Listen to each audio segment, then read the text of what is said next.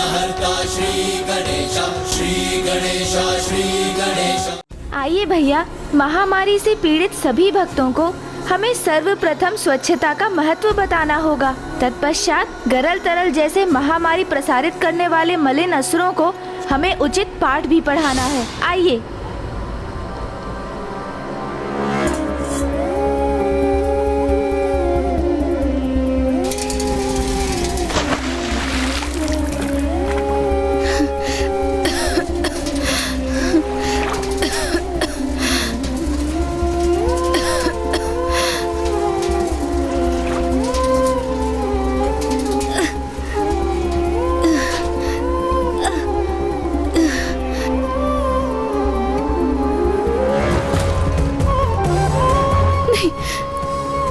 दूषित जल,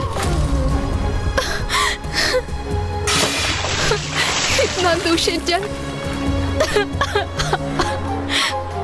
मैं अपने अस्वस्थ पुत्र को ये दूषित जल कैसे दे दूं? अब कहां से स्वच्छ निर्मल जल लाऊं मैं? मेरा पुत्र प्यासा है, अब ऐसे में तो वो प्राण त्याग देगा।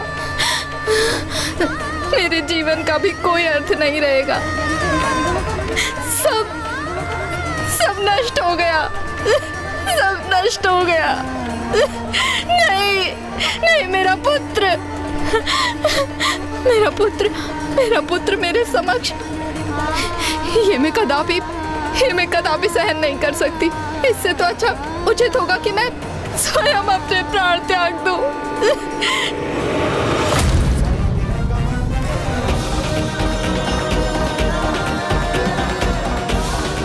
स्वयं अपने प्राण त्याग दूंगी।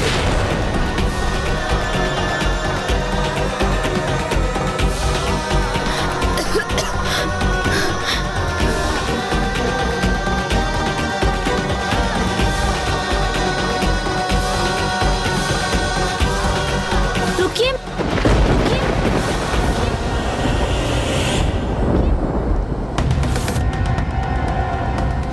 ये किसका स्वर था? यहाँ तो कोई नहीं, तो ये अवश्य मेरा भ्रम था।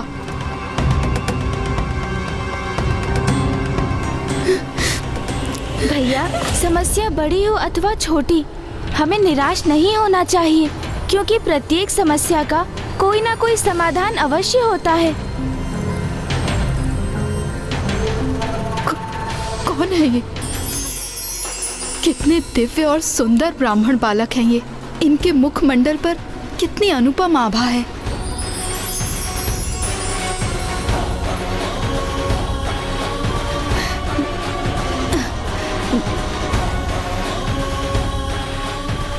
कौन हैं आप दोनों? माता, हम ब्राह्मण बालक हैं। मेरा नाम गुणेश है और ये मेरे अग्रज कृतेश जी हैं। प्रणाम। हम यात्रा करते समय आपके ग्राम पहुंच गए और हमें यहाँ से आगे जाना है, किंतु माता, हम प्यासे हैं। क्या हमें आपके ग्राम के इस कुएं से जल प्राप्त हो सकता है? इन पथिकों को मैं दूषित जल पीने के लिए कैसे दे सकती हूँ? जल? तुम भी कैसा अनुरोध करते हो अनुज?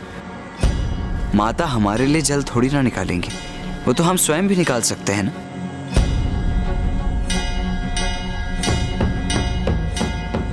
हाँ भैया, आपने सर्वथा उचित कहा।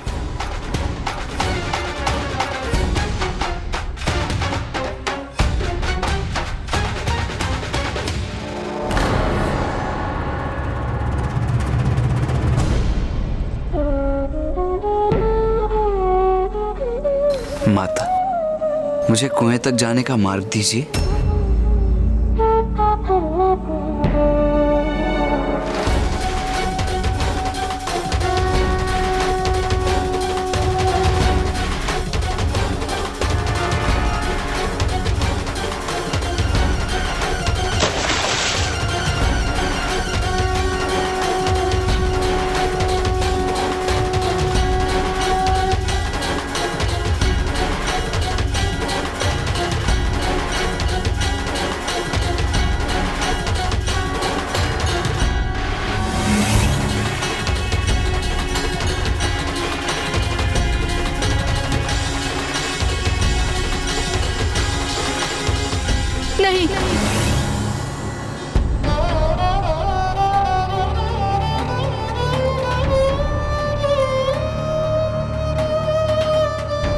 माता। उस जल का पान मत कीजिए ब्राह्मण देवता, दूषित है ये जल। यदि आप इसका पान करेंगे तो आप भी अस्वस्थ हो जाएंगे। ये तो सत्य है, ये जल तो वास्तव में बहुत दूषित है। हमारे ग्राम में महामारी फैली हुई है ब्राह्मण देवता। यहाँ पे सभी अस्वस्थ हैं। भोजन, जल सब दूषित हो गया है ब्राह्मण देवता, सब नष्ट हो गया है। मेरा पुत्र संजय, वो भी रोगग्रस्त होकर बहुत कष्ट में है। उसे भी बहुत प्यास लगी है। मैं यहाँ पे जल लेने आई थी, पर ये जल दूषित है। मैं कैसे अपने बेटे को ये जल पिलाऊं?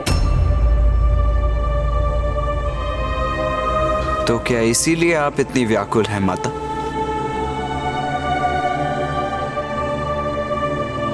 किंतु इसमें इतना विचलित होने की कोई आवश्यकता नहीं। जब कुछ मैला हो जाता है तो आप क्या करती हैं माता? जल को उबालकर उसे छानकर। अरे हाँ, समाधान तो स्पष्ट है। मैं जल को उबालकर उसे छान लूंगी तो जल मैले और रोग फैलाने वाले कीटाणुओं से मुक्त हो जाएगा।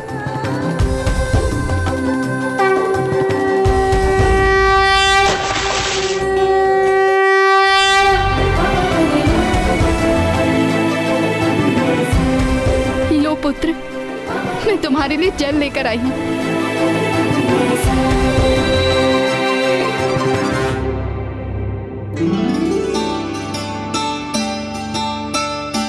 माँ, आपको भी प्यास लग रही होगी ना? आप भी जल ग्रहण कर लीजिए ना।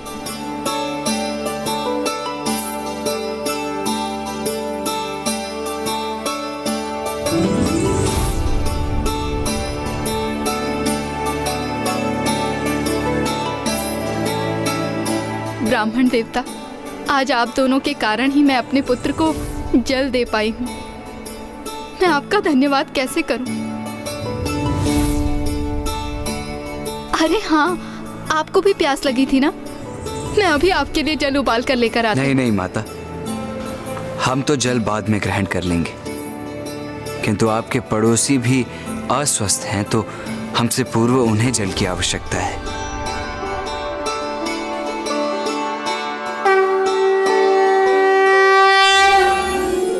आपके समझाने पर सभी ग्रामवासी एक दूसरे को स्वच्छ जल प्रदान करके उनकी सहायता कर रहे हैं और पुनः स्वस्थ हो रहे हैं। ऋषिवर, स्वच्छता के लिए तो एक सामूहिक प्रयत्न की आवश्यकता होती है।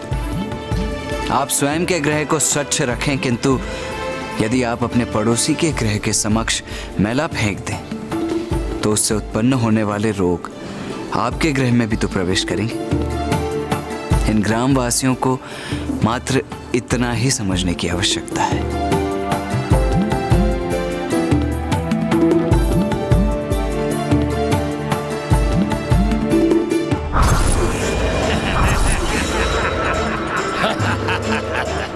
सब कुछ हमारी योजना के अनुसार ही हो रहा है।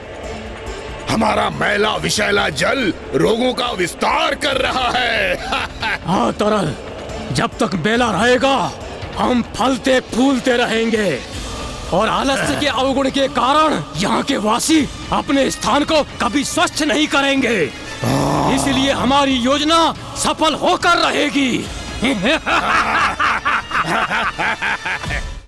ब्राह्मण देवता, आप दोनों हमारे ग्राम में एक वरदान के जैसे आए हैं। आपके आगमन के साथ ही हम सभी स्वस्थ होने लगे हैं। कृपा करके बताएं कि हम आपके लिए धन्यवाद स्वरूप क्या करें। माता, हमने तो कुछ भी नहीं किया है। जो कुछ किया है आपने तो स्वयं किया है और आगे भी करना होगा।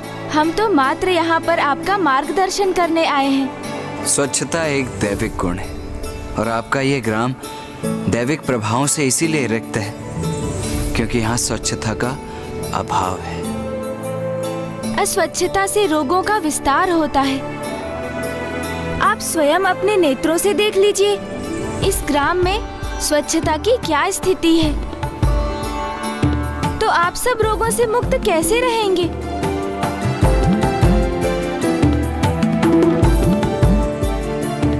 समझा नहीं, हमें करना क्या होगा ब्राह्मण देवता? और अकस्मात कहाँ से आए हैं?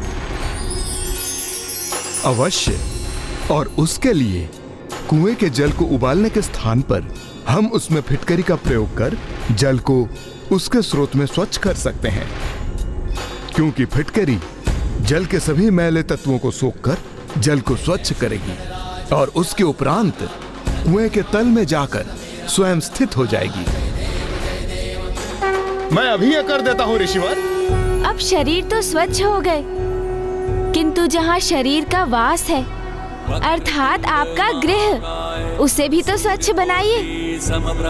फिर जिस स्थान पर आपका गृह है अर्थात आपका ग्राम और नगर, उसे भी तो स्वच्छता प्रदान कीजिए। सर्वप्रथम आप सभी अपने गृहों में गौमूत्र छिड़किए, फिर अहाते पर गौ माता का गोबर लीपिए, जिससे आप सभी के गृह कीटाणु रहित होंगे और वहाँ की सभी नकारात्मक प्रवृत्तियों का नाश होगा। वो मेरे पास मेरे गृह को शुद्ध करने और कीटाणु रहित करने हेतु पर्याप्त मात्रा में गौमूत्र नहीं है। तुम चिंता मत करो जानकी, मैं अपने गृह को शुद्ध कर चुकी हूँ और मेरे पास अतिरिक्त गौमूत्र शेष है, तुम ये ले लो।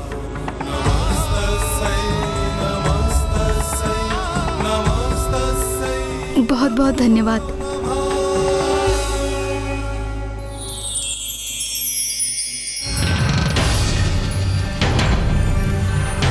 माँ, नहीं नहीं, ये मात्र मेरा भ्रम है। माँ ने तो यहाँ आने से मना कर दिया था।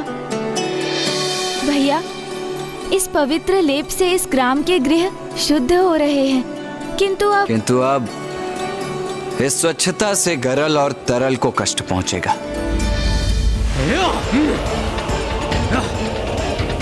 ये कैसी दुर्गंध है?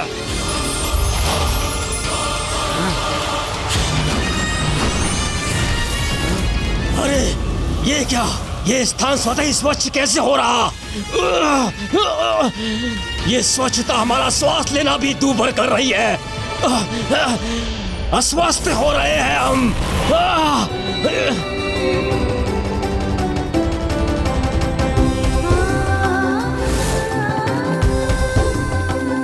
प्रभु, हम सब भी इस कार्य में सहायक बनना चाहते हैं, हमें भी कोई कार्य सौंपिए ना। तुम सभी बालकों के लिए एक अत्यंत विशेष कार्य है मेरे पास। सर्वप्रथम इस ग्राम पर मंडराने वाले कीटाणुओं को नष्ट करना होगा।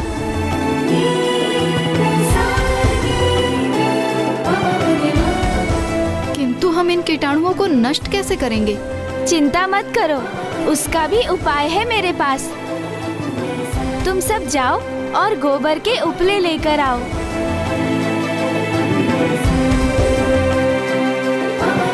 इस ग्राम की स्वच्छता तो हो गई, किंतु जो मैला ग्राम के मार्ग में स्थापित है उसका क्या करें?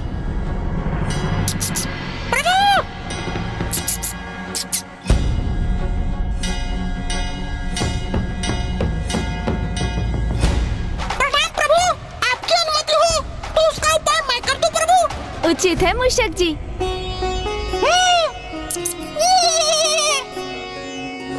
ब्राह्मण देवता, आपके कथनानुसार हमने अपने गृह गोमूत्र और गोबर से शुद्ध कर लिए हैं। यदि आप इन सूखे पत्तों एवं मैले के ढेर को एकत्रित कर यहाँ के गड्ढों में भरकर उसे मिट्टी से ढक दें, तो यही भविष्य में उर्वरक बनेंगे।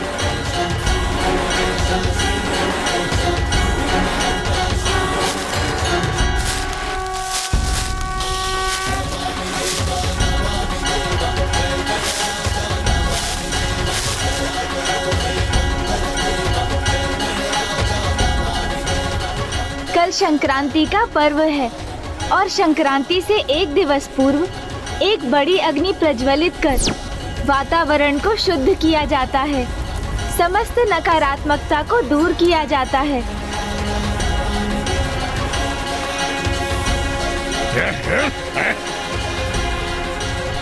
ये मेरे भीतर प्रवेश कर मुझे अपना आहार बना रहे हैं। व्यक्ति के लिए स्वच्छता नियम नहीं बल्कि अनिवार्यता होनी चाहिए, क्योंकि जहाँ स्वच्छता होती है वहीं ईश्वर का वास होता है। For more updates, subscribe to our channel, click the show links and enjoy watching the videos.